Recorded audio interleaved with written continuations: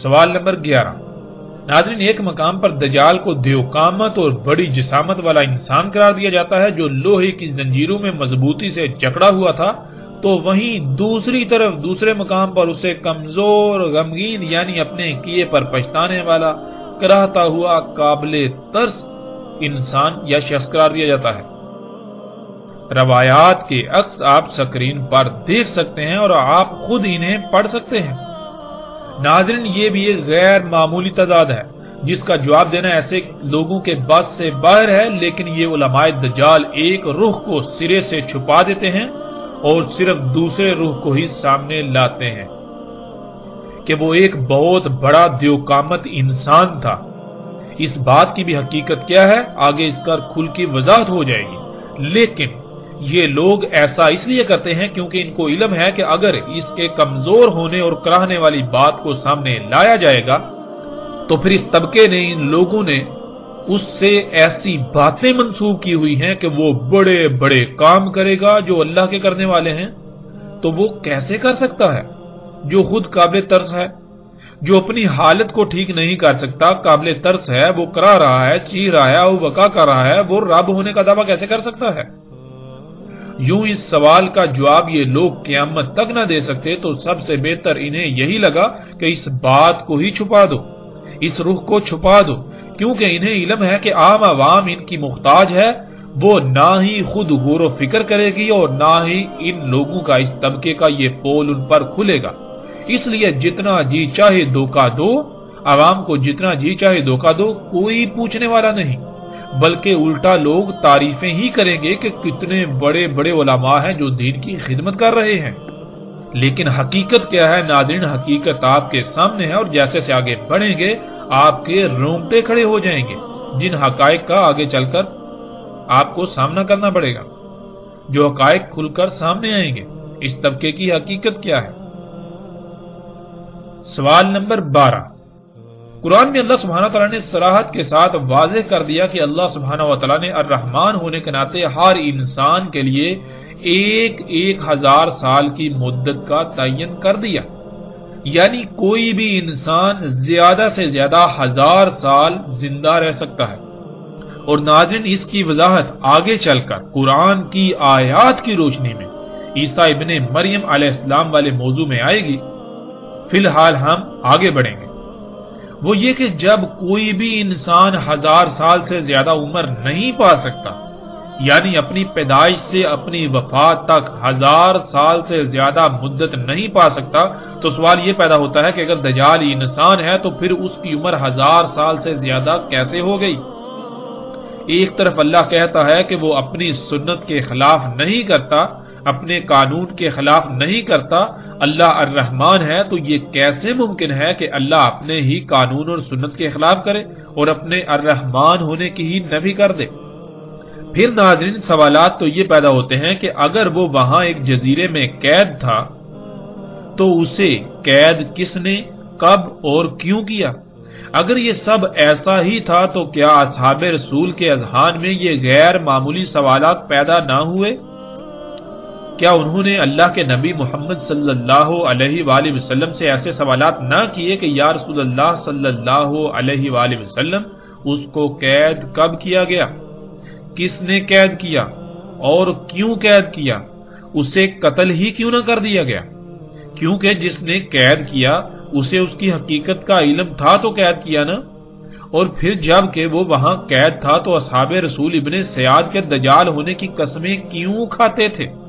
یعنی کہ جب صحابہ کرام کو یہ پتا ہے کہ دجال تو ایک جزیرے پر قید ہے جو کہ آخری دور میں نکلے گا، آزاد کیا جائے گا، تو اس کے باوجود وہ اپنی زندگیوں میں اس وقت ابن سیاد کے دجال ہونے پر قسمیں کیوں کھا رہے ہیں؟ پھر ابن سیاد تو یثرب میں ہی پیدا ہوا تھا، جسے آج یہ لوگ مدینہ کہتے ہیں، اور انہی کے سامنے پلا بڑا۔ کیا انہیں یہ سب علم نہیں تھا کہ دجال تو ایک جزیرے میں پہلے سے قید ہے اور دجال تو مدینہ اور مکہ میں داخل نہیں ہو سکتا، لیکن ابن سیاد مدینہ میں پیدا ہوا، اس کی موت ہوئی اور مکہ میں بھی آتا جاتا ہے؟ ناظرین، کیا کبھی آپ نے ان پہلوؤں پر غور کیا؟ کبھی آپ نے غور و فکر کیا، یا پھر آپ آنکھیں بند کر کے اسی علماء دجال طبقے کے پیچھے بھاگ رہے ہیں؟ یہ جدھر جدھر آپ کو لے جا رہے ہیں آپ ان کے پیچھے ادھر ادھر چلے جا رہے ہیں اپنی آنکھیں بند کر کے۔ کیا کبھی آپ نے غور کیا اس کا انجام کیا ہوگا؟ آپ کس کا نقصان کر رہے ہیں؟ ناظرین، آپ کسی کا نقصان نہیں کر رہے، صرف اور صرف اپنا ہی نقصان کر رہے ہیں۔ جب وقت آئے گا تب سوائے پچھتاوے کے کچھ نہیں رہے گا۔ آج وقت ہے، خدا را اپنی آنکھیں کھولیے، ورنہ بعد میں ہلاکت کے سوا کچھ سامنے نہیں آئے گا۔ آگے بڑھتے ہیں ناظرین، سوال نمبر 13۔ ناظرین، جب یہ واقعہ مدینہ کا ہے اور ایسے موقع کا ہے جب مدینہ کے تقریباً تمام انصار و مہاجرین موجود تھے، تو کیا صرف فاطمہ بنت قیس ہی ایسی تھیں کہ جن کو یہ روایت یاد رہی؟ حالانکہ یہ تو ایک ایسا واقعہ تھا جو نہایت عجیب و غریب تھا، اور اس کو کبار اصحاب رسول کو ضرور بیان کرنا چاہیے تھا، لیکن ہمیں ایسا کچھ نہیں ملتا۔ صرف ایک ہی عورت سے یہ واقعہ منسوب ہمیں ملتا ہے۔ آخر اس کی وجہ کیا ہے؟ سوال نمبر 14۔ سوال یہ پیدا ہوتا ہے کہ جب جساسہ دجال کے لیے جاسوسی کرتا تھا، جس سے ثابت ہوتا ہے کہ دجال خبروں کے لیے جساسہ کا محتاج تھا، تو پھر دجال نے جو سوالات کیے وہ تمام کی تمام خبریں جن کا تعلق قطعی غیب سے تھا، ان کا علم اسے کس طرح ہو گیا؟ جیسا کہ ایسے نظریات سے تو بالکل واضح ہو جاتا ہے کہ ایسے تمام کے تمام لوگوں کے نزدیک جو دجال کو ایک معین شخصیت اور وہاں جزیرے پر قید سمجھتے ہیں، ان کے نزدیک ایک شخص جو کہ دجال ہے وہ بھی علم غیب رکھتا ہے، علم غیب رکھتا تھا۔ تو دوسری طرف انہی لوگوں کا عقیدہ یہ ہے کہ غیب کا علم اللہ کے سوا کسی کو نہیں، تو پھر دجال جب کہ ایک انسان ہے تو اسے غیب کا علم کہاں سے ہو گیا؟ قرآن میں تو اللہ سبحانہ و تعالیٰ نے واضح کر دیا بالکل صراحت کے ساتھ کہ اللہ صرف اپنے چنیدہ رسولوں پر غیب میں سے کچھ ظاہر کرتا ہے۔ تو کیا دجال اللہ کا رسول ٹھہرا؟ کیا ناظرین کسی کے پاس اس سوال کا جواب ہے؟ خواہ کچھ بھی ہو جائے، کوئی بھی ایسا شخص جو دجال کے ایک انسان ہونے کا دعوے دار ہے، اس عقیدے نظریے پر ڈٹا ہوا ہے، قائم ہے، وہ اس سوال کا جواب نہیں دے سکتا۔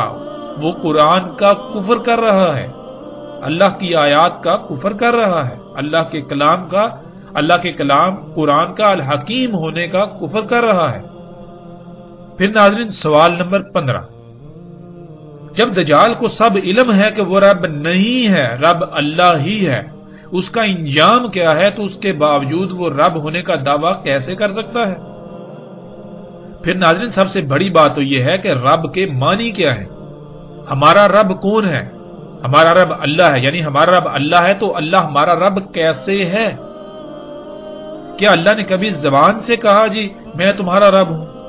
رب تو کہتے ہیں وہ ذات جو کسی شے جب اس کا وجود نہیں ہوتا اسے وجود دیتی ہے، پھر اس کی تمام تر ضروریات اسے خلق کر کے مہیا کرتی ہے۔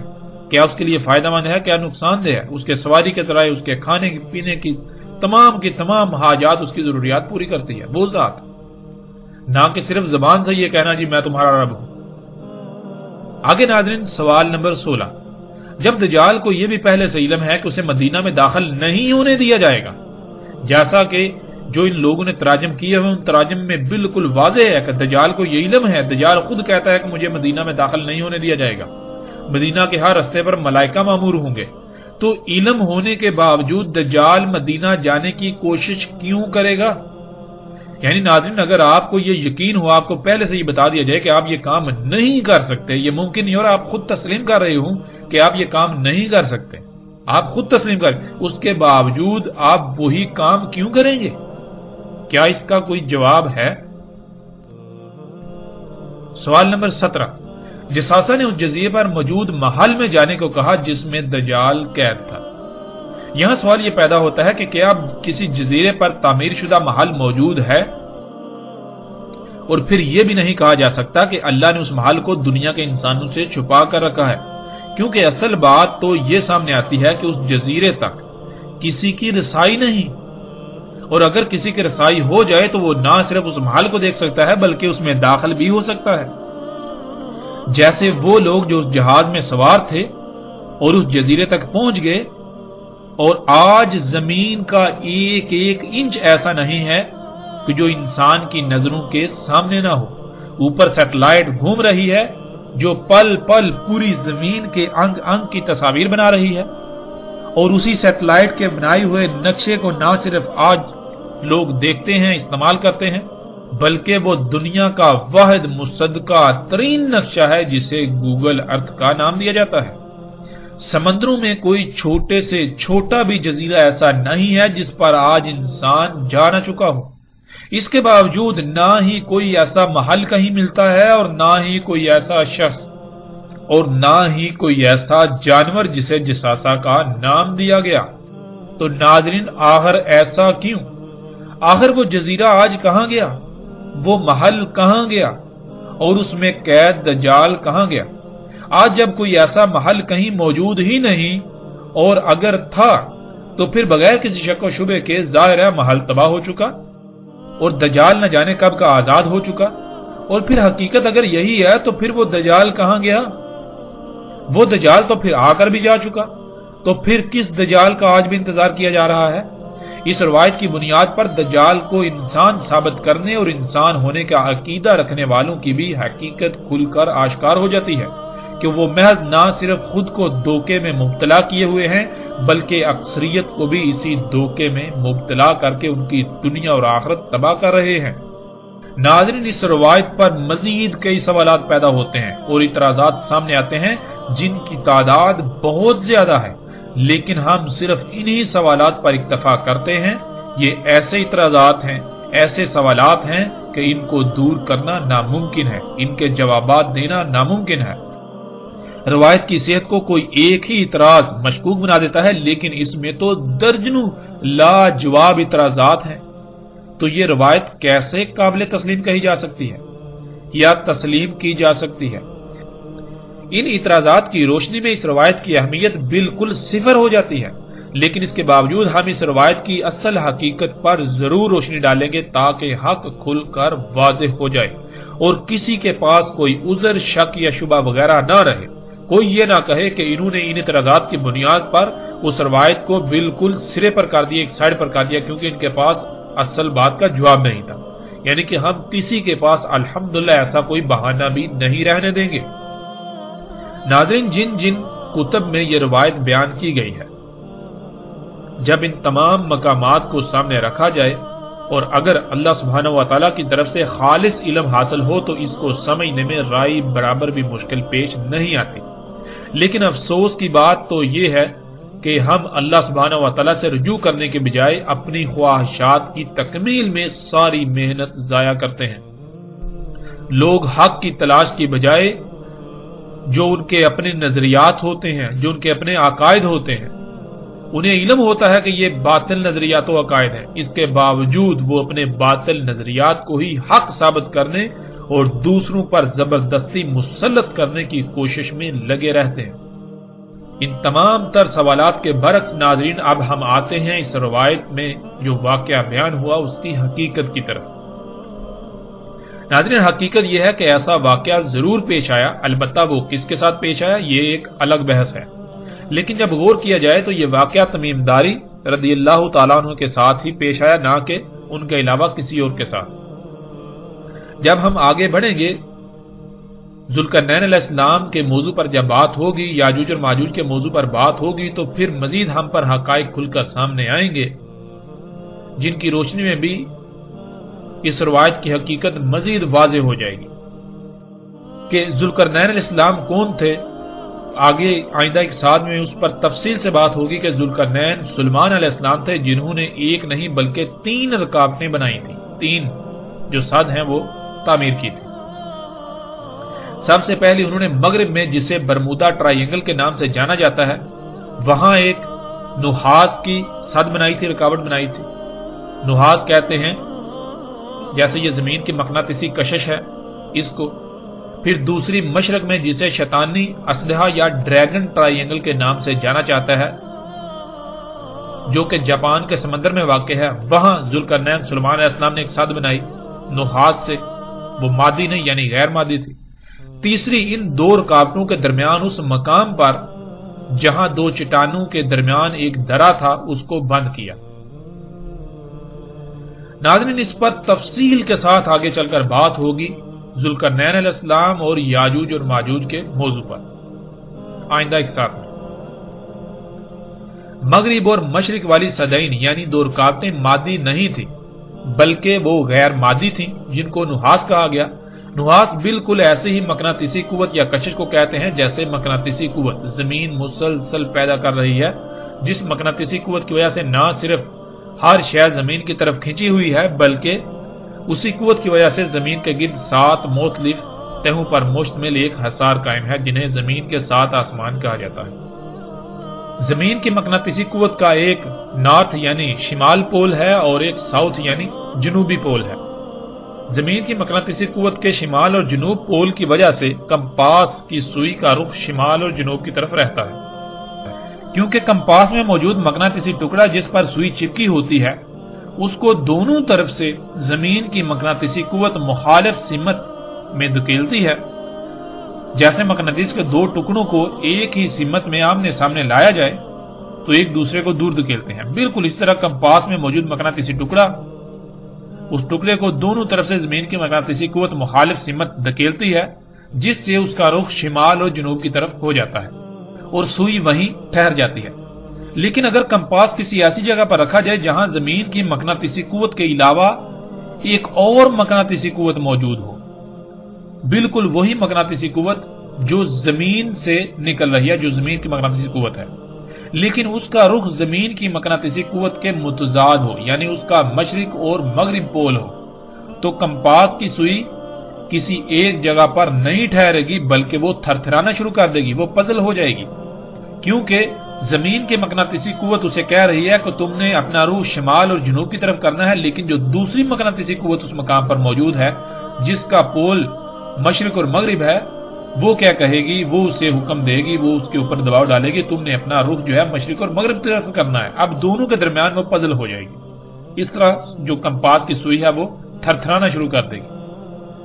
ناظرین، اب تصور کیجئے کہ آپ کے پاس ایسی مقناطیسی قوت پیدا کرنے کی صلاحیت ہو اور آپ ایسی مقناطیسی قوت یعنی نحاس خلق کریں جس کا ایک پول مشرق اور دوسرا مغرب کی سمت ہو، یعنی زمین کے پولز کے متضاد ہو، تو زمین کی مقناطیسی قوت اور آپ کی خلق کردہ مقناطیسی قوت کے عین وسط میں اگر کوئی انسان پہنچ جائے یا کوئی بھی شے پہنچ جائے تو وہ شے وقت کی قید سے آزاد ہو جائے گی، اس کے لیے ماضی حال مستقبل ختم ہو جائے گا۔ اگر آپ اس نقطے پر پہنچ جائیں تو آپ وقت کی قید سے آزاد ہو جائیں گے اور آپ ماضی حال یا مستقبل کو جاگتے ہوئے ایسے دیکھ سکیں گے جیسے انسان رات کو خواب میں کچھ دیکھتا ہے، یعنی آپ بالکل ایک ایسی کیفیت میں چلے جائیں گے جیسے کہ آپ خواب دیکھ رہے ہوتے ہیں، لیکن حقیقتاً وہ خواب نہیں ہوگا، آپ حقیقتاً وہ سب کچھ دیکھ رہے ہوں گے لیکن وقت کی قید سے آپ آزاد ہو چکے ہوں گے۔ اور جب آپ اس نقطے سے اس مقام سے باہر نکلیں گے تو آپ اسی وقت میں آ جائیں گے، یعنی بالکل سیم وہی وقت ہوگا جس وقت میں آپ اس نقطے میں داخل ہوئے تھے، یعنی وقت گزرا ہی نہیں ہوگا۔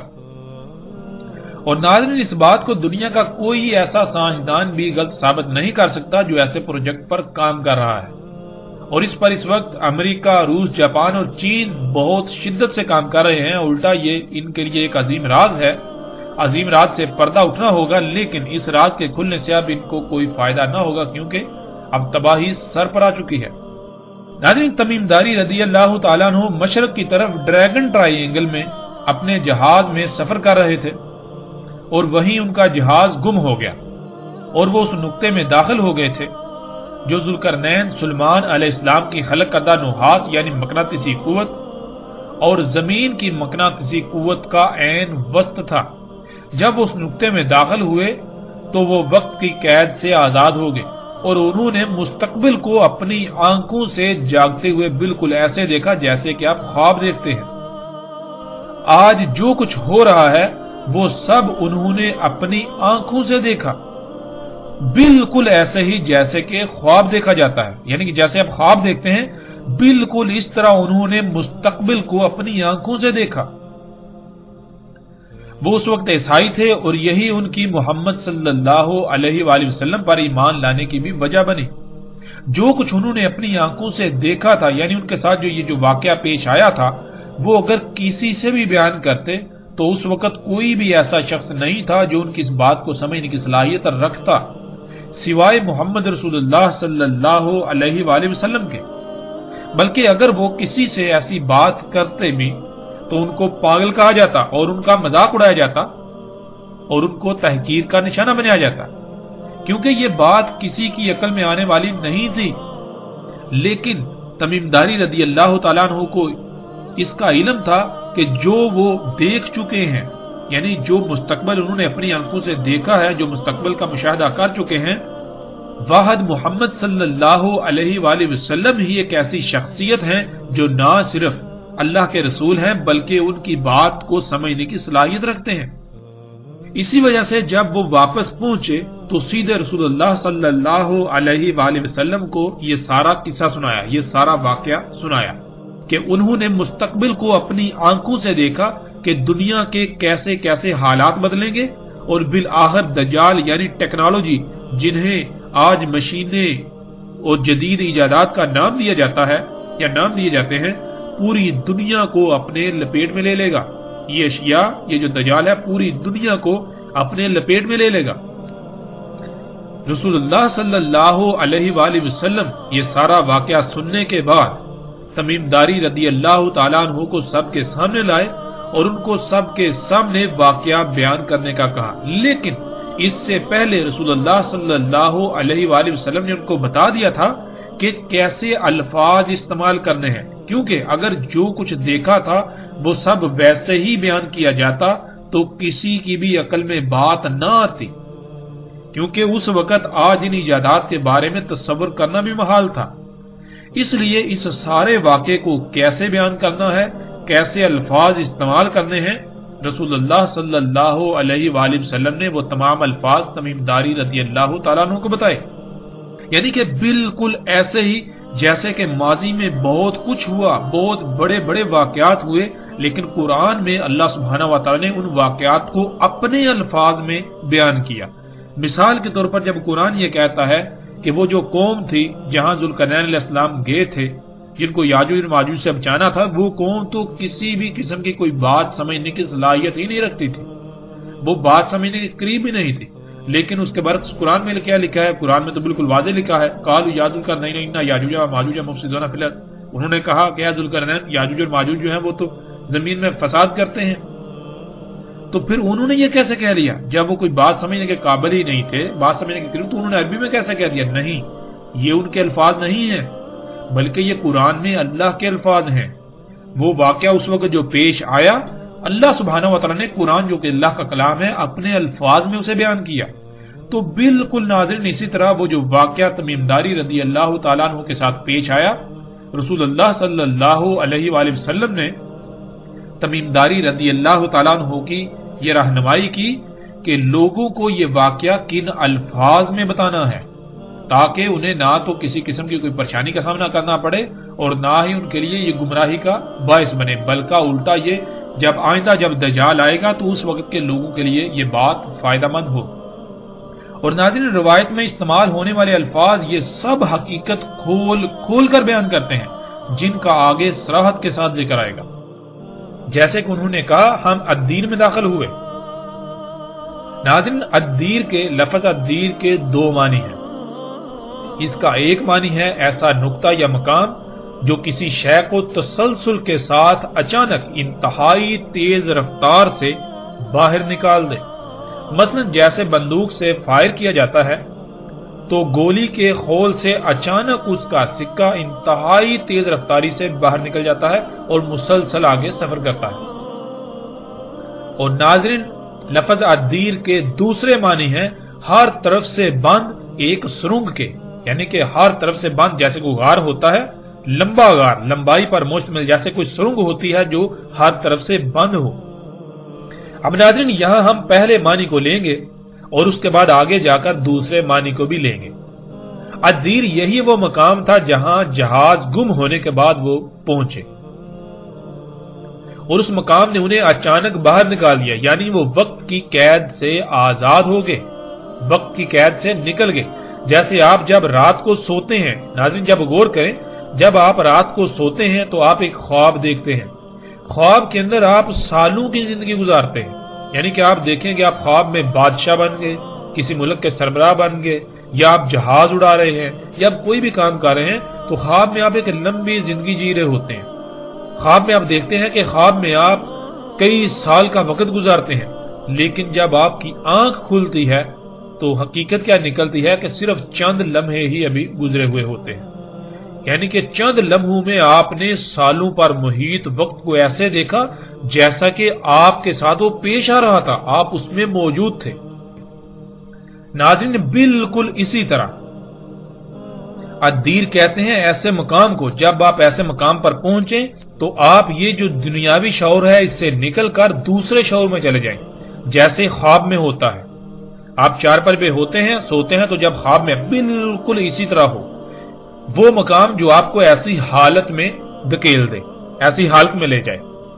تو ناظرین تمیم داری رضی اللہ تعالیٰ عنہ جب جہاز کے گم ہونے کے بعد اس مقام پر پہنچے تو وہ وقت کی قید سے آزاد ہو گئے، یعنی کہ جیسے آپ خواب دیکھتے ہیں بالکل اسی طرح انہوں نے مستقبل کو اپنی آنکھوں سے دیکھا، بالکل ایسے دیکھا جیسے کہ اسی وقت میں وہ موجود ہیں، یعنی جیسے آپ خواب دیکھتے ہیں بالکل عین اسی طرح انہوں نے مستقبل میں آنے والے تمام حالات و واقعات کو دیکھا۔ انہوں نے مستقبل کی 14-15 صدیوں کا مشاہدہ کیا جیسے آپ خواب دیکھتے ہیں۔ انہوں نے اس وقت سے لے کر دجال تک کا وقت اپنی آنکھوں سے دیکھا کہ دنیا میں کیا کیا تبدیلیاں رونما ہوں گی، کہ کون کون سی وجوہات دجال کے نکلنے کا باعث بنے گی۔ دجال جو کہ ہر لحاظ سے واضح ہو چکا کہ یہ ٹیکنالوجی ہے، یہ موجودہ ایجادات ہیں، یہ دجال ہے جنہیں انسان اپنے لیے مسیحا یعنی فائدہ مند سمجھتا ہے، آسائشیں سہولتیں سمجھتا ہے، لیکن در حقیقت یہ تمام ایجادات مسیحا نہیں ہے، بلکہ انہی کی وجہ سے دنیا آج ہر طرح کے عذابوں، زلزلوں، سیلابوں، طوفانوں، بیماریوں، تباہیوں، مصیبتوں اور طرح طرح کی آزمائشوں کا شکار ہے، اور اسی کی وجہ سے ساتھ آئے گی، یعنی وہ عظیم زلزلہ آئے گا کہ جس میں تمام کے تمام انسان مارے جائیں گے اور زمین جہنم بن جائے گی۔ رسول اللہ صلی اللہ علیہ وآلہ وسلم کے الفاظ میں انہوں نے اس سارے واقعے کو یوں بیان کیا جسے ہم ایک مثال سے سمجھ لیتے ہیں۔ مثلا کچھ لوگ ہیں جو پہلی بار 1 سے 100 تک گنتی سیکھ رہے ہیں۔ ناظرین تصور کریں باقی سب ابھی 60 پر ہیں، یعنی 60 تک گنتی سیکھ پائے، لیکن آپ ان میں سب سے پہلے 100 تک گنتی سیکھ لیتے ہیں، یعنی کہ آپ نے 100 تک سیکھ لی۔ باقی لوگ ابھی 60 تک پہنچے لیکن آپ 100 تک پہنچ گئے۔ اب آپ اس کو یوں بیان کرتے ہیں کہ میں نے اپنی تعلیم کا سفر کیا، میں نے اپنی تعلیم کا سفر شروع کیا اور کافی آگے گیا تو میری کسی سے ملاقات ہوئی۔ میں نے اس سے پوچھا کہ تم کون ہو؟ اس نے جواب دیا میں 100 ہوں، یعنی 100 کا ہندسہ ہوں، اور عن قریب میں تمہارے سامنے آ جاؤں گا۔ اب 100 کا ہندسہ یہ بتاتا ہے کہ وہ کب تک سامنے آئے گا، یعنی کیا کیا اس سے پہلے ہونا لازم ہے کہ وہ اس کے بعد سامنے آئے گا۔ 100 کا ہندسہ اب آپ سے پوچھتا ہے کیا تم نے سکول میں داخلہ لے لیا؟ اب آپ جواب دیتے ہیں ہاں۔ اب وہ پھر آپ سے سوال کرتا ہے کیا حقیقتاً ایسا ہو چکا، یعنی آپ داخلہ لے چکے؟ آپ آگے سے جواب دیتے ہیں ہاں ایسا ہو چکا، میں سکول میں داخلہ لے چکا۔ اس نے پھر پوچھا کیا 1 آ گیا؟ آپ نے کہا ہاں وہ تو آ چکا۔ اس نے پھر پوچھا کہ 10 آ گیا؟ آپ نے جواب دیا ہاں 10 بھی آ چکا۔ اس نے پھر سوال کیا کیا 60 آ گیا؟ آپ نے جواب دیا ہاں وہ بھی آ چکا۔ اس نے پھر پوچھا کیا 70 آ گیا؟ اب آپ نے جواب دیا کہ نہیں وہ ابھی تک نہیں آیا۔ تو اس نے کہا کہ اب عن قریب وہی آئے گا، یعنی کہ اب عن قریب 70 آئے گا، اس کے بعد 80 آئے گا، پھر اس کے بعد 90 آئے گا۔ جب 90 آ جائے گا تو میرا سامنے آنے کا وقت بالکل قریب آ جائے گا، اور جب 99 آ جائے تو اچانک میں بھی سامنے آ جاؤں گا، لیکن جب تک 99 نہیں آتا تب تک قانون میں مجھے سامنے آنے کی اجازت ہے ہی نہیں۔ ناظرین، اس مثال کو بار بار سنیے اور اس میں غور کیجئے۔ اگر آپ نے اس مثال کو سمجھ لیا تو تمیم داری رضی اللہ تعالیٰ عنہ والے واقعے کی ساری حقیقت آپ کے اوپر کھل جائے گی۔ یہ مثال اس واقعے کی ساری حقیقت کو کھول کر رکھ دے گی اور بہت ہی آسانی سے سارا واقعہ بالکل سمجھ آ جائے گا۔ بالکل یہی کہا تمیم داری رضی اللہ تعالیٰ عنہ نے کہ ان کی ملاقات دجال سے ہوئی، انہوں نے دجال کو دیکھا۔ دجال کو آپ اس مثال میں سو کا ہندسہ تصور کر لیں، جیسے آپ کی سو کے ہندسے سے گفتگو ہوئی بالکل ویسے ہی دجال کے ساتھ تمیم داری رضی اللہ تعالیٰ عنہ کی گفتگو ہوئی۔ یعنی حقیقتاً ایسی کسی گفتگو کا کوئی وجود نہیں ہے، ایسی کوئی گفتگو نہیں ہوئی، بلکہ ان کے ساتھ جو واقعہ پیش آیا، جو انہوں نے مستقبل کو اپنی آنکھوں سے دیکھ لیا، جو کہ باقی ابھی نہیں دیکھ سکتے، باقی جیسے انسان آئیں گے وہ دیکھیں گے، لیکن وہ پہلے ہی وہ سارے حالات و واقعات دیکھ چکے۔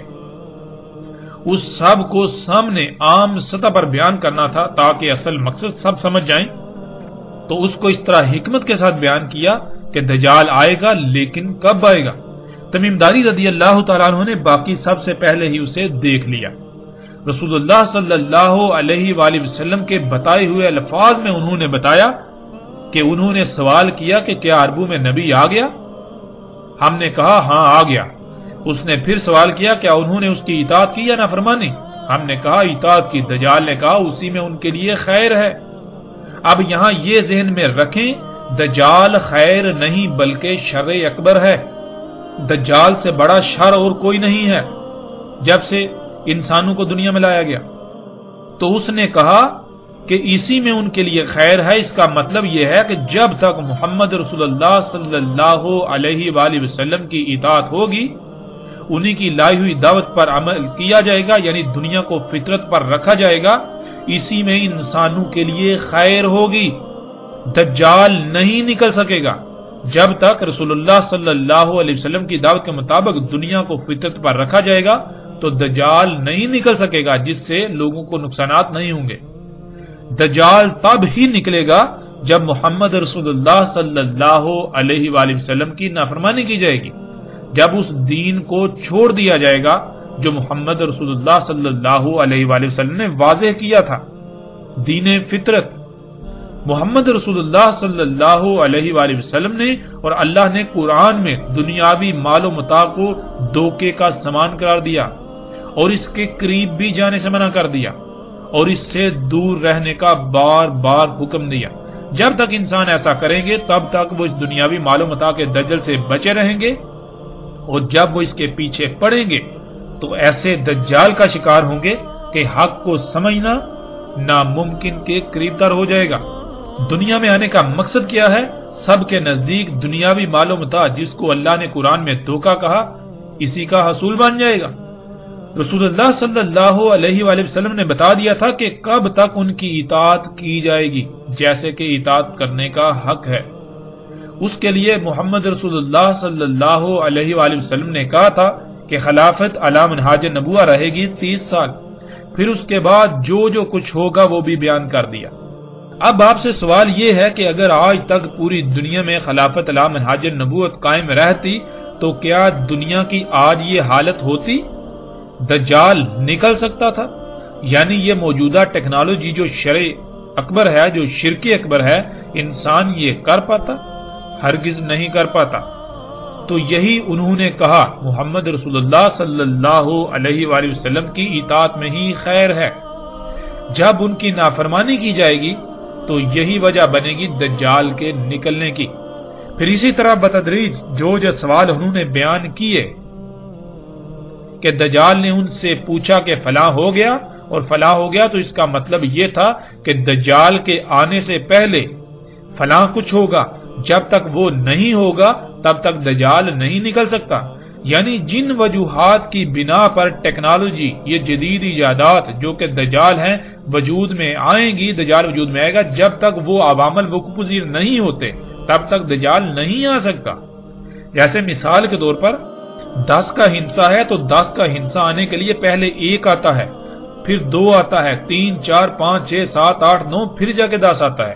جب تک 1 نہیں آئے گا 2 کیسے آ سکتا ہے، 2 نہیں آئے گا 3 کیسے آ سکتا ہے، 3 نہیں آئے گا 4 کیسے آ سکتا ہے۔ اس طرح جب تک کہ 10 کے پیچھے جو عوامل ہیں، جب وہ عوامل نہیں وقوع پذیر ہو جاتے، تب تک وہ 10 کیسے آ سکتا ہے۔ ناظرین، پیچھے جو ہم نے مثال بیان کی اس میں اور جس طرح تمیم داری رضی اللہ تعالیٰ عنہ نے یہ واقعہ بیان کیا، اس میں کوئی فرق نہیں، ایک رائی برابر بھی فرق نہیں ہے۔ اگر آپ نے اس مثال کو سمجھ لیا تو آپ نے اس واقعہ کی حقیقت کو سمجھ لیا۔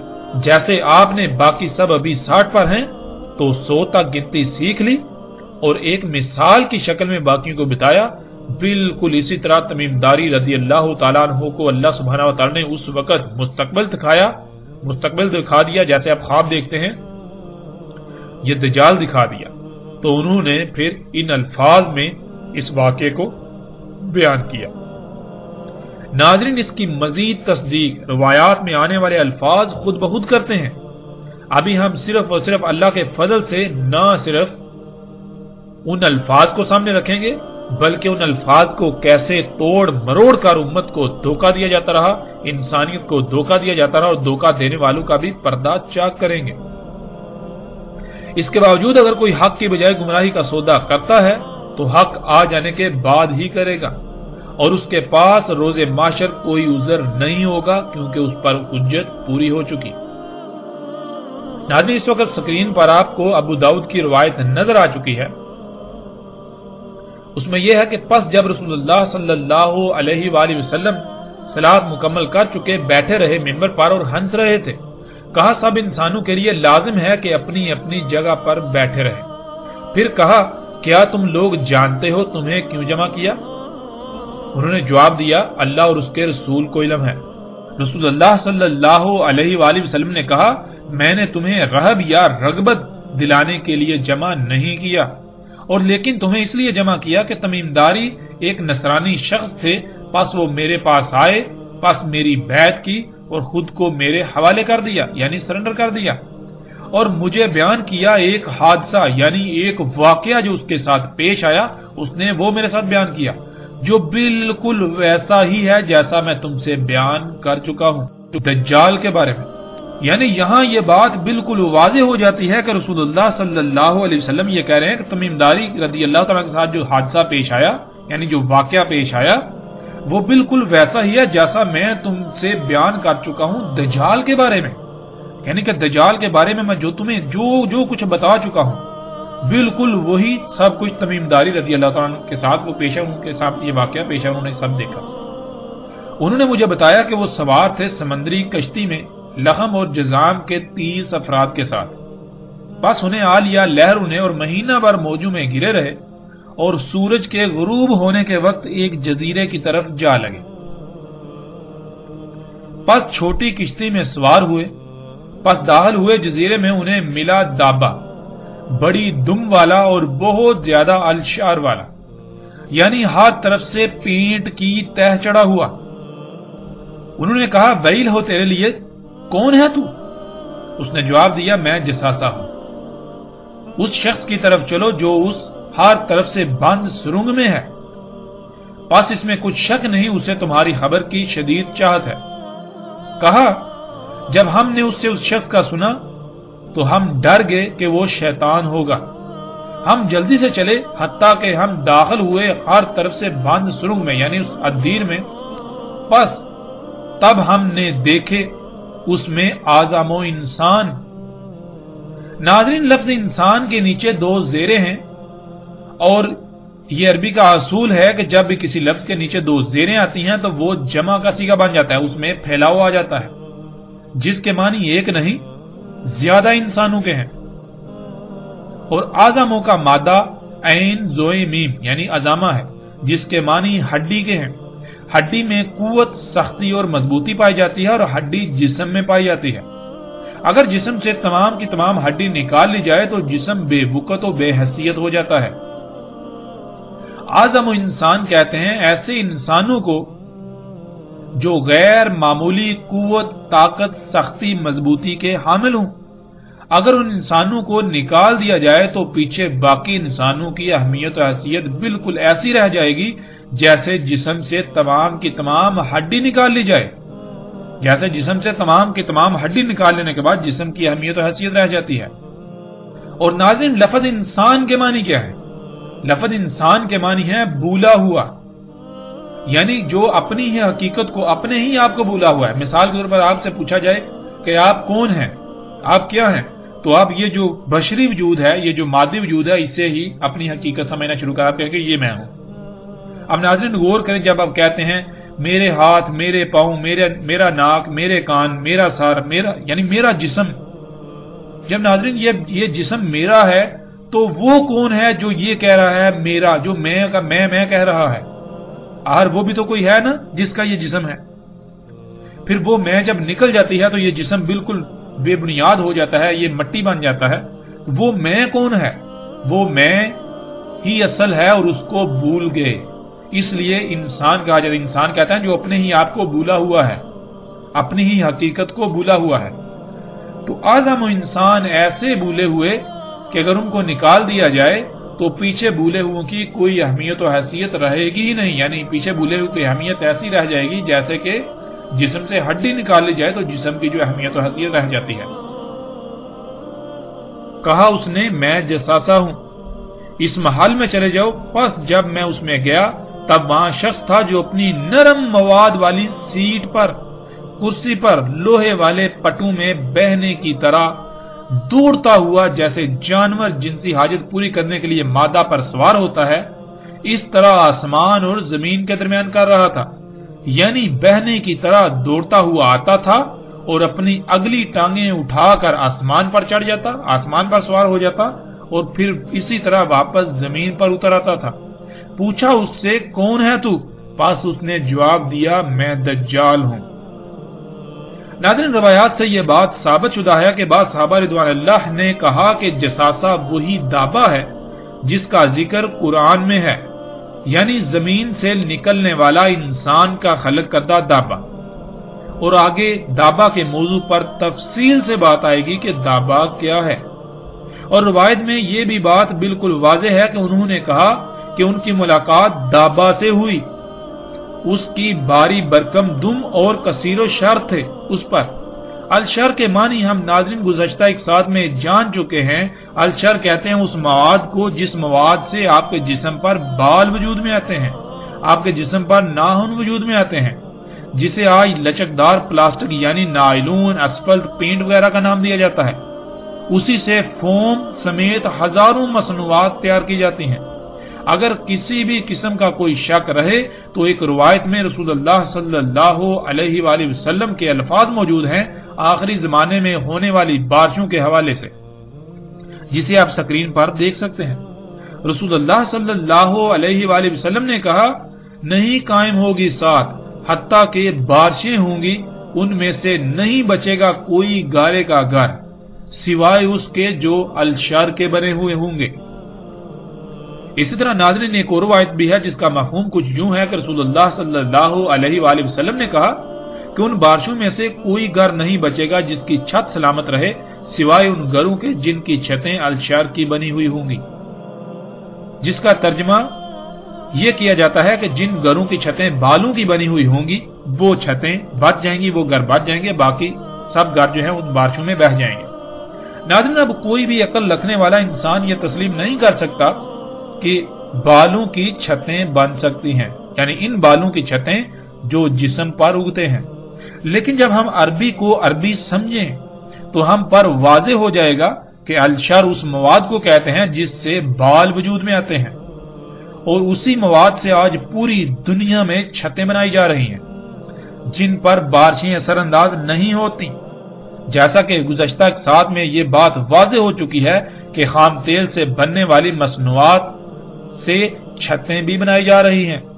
یہ دابہ ہوائی جہاز تھا، اور گزشتہ ایک ساتھ میں دجال کے حمار پر بھی اس کی بات ہو چکی، مختصراً اس پر بات ہو چکی۔ جیسے ہم آگے بڑھیں گے، جب دابے کا موضوع آئے گا، دابہ من الارض یا دابہ فی الارض والا، تو اس میں تفصیل کے ساتھ یہ بات واضح ہو جائے گی کہ دابہ کیا ہے۔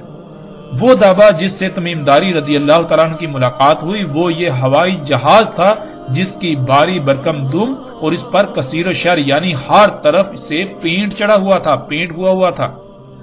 اب ناظرین اس کو یوں سمجھ لیں اس مثال میں کہ آپ کی ملاقات 99 سے ہوئی تو 99 نے آپ سے کہا آگے چلو، جو آگے ہے اس سے تمہارا انتظار ہے، تو جیسے ہی آگے گئے تو آگے 100 کے ہندسے سے ملاقات ہوئی۔ بالکل اسی طرح جب انہوں نے ہوائی جہاز دیکھا تو اس نے کہا اس عدیر یعنی اس ہر طرف سے بند سرنگ میں داخل ہو جاؤ۔ کہیں پر اسے عدیر یعنی ہر طرف سے بند سرنگ کہا گیا ایک مقام پر، اور کہیں یعنی دوسرے مقام پر اسے قصر یعنی محل کہا گیا۔ جہاز میں جب آپ داخل ہوں تو آپ حیران رہ جائیں گے کہ جہاز حقیقتاً نہ صرف عدیر ہے یعنی ایک ایسی سرنگ ہے جو ہر طرف سے بند ہے، اور وہ سرنگ اندر سے ایک محل کا منظر پیش کرتی ہے، بلکہ وہ سرنگ اندر سے محل کا منظر پیش کرتی ہے۔ جب وہ اس دیر یعنی محل نما ہر طرف سے بند سرنگ میں داخل ہوئے تو انہوں نے جو دیکھا اس کے بارے میں کئی طرح کے الفاظ آئے ہیں، اور وہ سب کے سب اپنی جگہ پر بالکل ٹھیک ہیں۔ اب سب سے پہلے ہم یہ دیکھتے ہیں کہ آج تک ان الفاظ کو کیسے بیان کیا گیا جو اندر موجود انسان کے بارے میں استعمال کیے گئے۔